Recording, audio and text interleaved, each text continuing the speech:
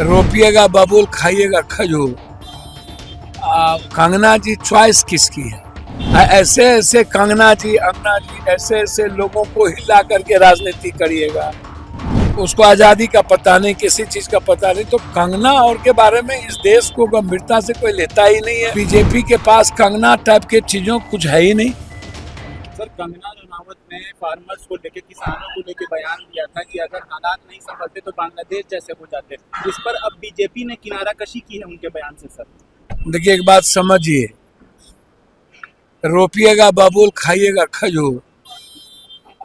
कंगना जी choice किसकी है? कौन नेता की चॉइस है?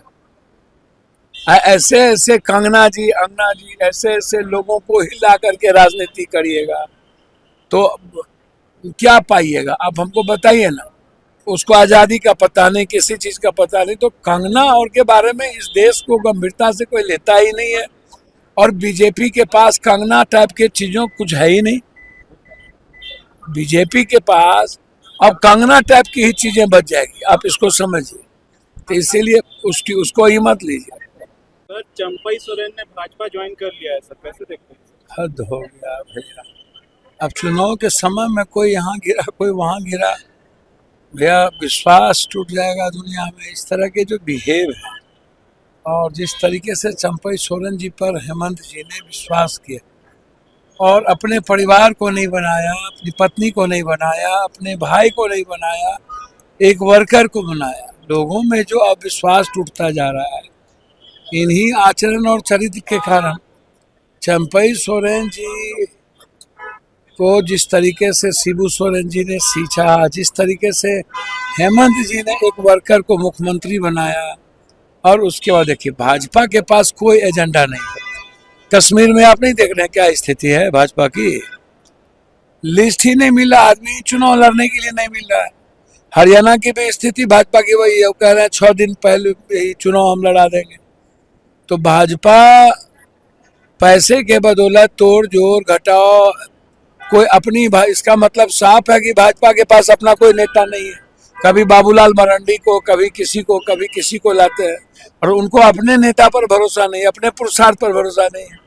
खासतौर पर भाजपा को अब नरेंद्र मोदी जी पर भरोसा नहीं, ये आप समझ लो। दूसरों का पैच उधार, कांग्रेस का तोड़ो, कांग्रेस का लाओ, उसका लाओ। तो भरोसा जब नरेंद्र मोदी जी पर ही नहीं है, गारंटी अभी शिवाजी का देख ही लिए, महाराष्ट्र में मूर्ति ही टूट गई। 45 से 47 साल की बात करते थे। तो इसलिए यह समय है आने जाने का। वोटर पर कोई प्रभाव नहीं। सीता सोरेन को ले गए थे ना, वो घर की बहू को ले गए ना।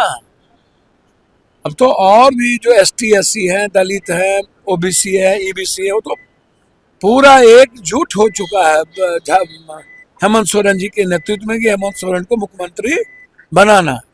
तो जितना तंग करिएगा, आज तक तो तंग ही करते रहे, जेल भी भेजे। जब किसी भी चीजों से नहीं ये हेमंत सोरेन जी को दबा पाए, ना हेमंत सोरेन जी को किसी भी तरीके से ये खत्म कर पाए, तो अब शुरू हो गया तोड़ जोड़ की राजनीति। बीजेपी कह रही है, सर TMC के नेता हैं कुणाल घोष, उन्होंने कहा है कि जो मूवमेंट छात्रों का या जो हालात बंगाल में दिख रहे हैं, इसके पीछे बीजेपी कांग्रेस सब मिली जुली भी है, एक साथ ना बनना मूवमेंट जो चल रहा है सबको। देखिए, एक बात समझिए, बीजेपी तो का जो सोशल मीडिया है, टूल्स है, जब सुप्रीम कोर्ट ने निर्णय ले लिया और जब CBI इंक्वायरी हो गई और जब सब कुछ सामने आ रहा है, पोलियोग्राफी हो रही है, तो आप हमको बताइए ना कि जिस तरीके से कहीं ना कहीं बीजेपी का तो बैकअप है ही ना। बीजेपी प्रभोग तो कर ही रही है। जस्टिस के लिए ममता दीदी खुद ही उतर गई है। और अब तो हम तो कहेंगे बीजेपी को अविलंब फांसी की सजा हो, CBI इसकी तैयारी करे 3 महीना के अंदर, खत्म करिए इसको। बेटी के न्याय के लिए अब एक ही काम करना है, राजनीति नहीं करनी चाहिए। जहां भी बेटी का बलात्कार होता है, शोषण होता है, उसको फिनिश करना चाहिए। सर, तेजस्वी यादव ने ट्वीट किया है कि बिहार में तालिबान राज है, देखा गया है, एक मामला पेश आया है, एक चोर को पकड़ करके। मैं इस सब पे नहीं जाऊंगा।